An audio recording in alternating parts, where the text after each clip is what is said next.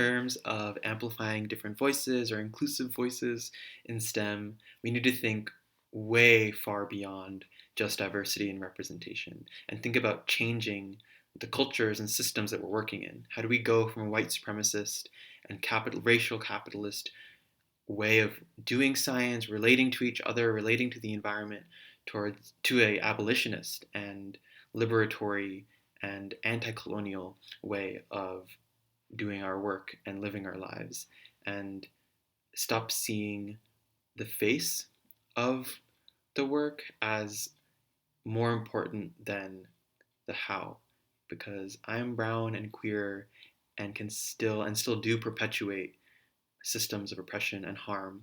And if I don't change the relationships and the ways that I do my work, then I'm never going to be doing justice. I'm never going to be advocating for change. And if all of this means that systems like academia and Western science collapse, then that's what we need.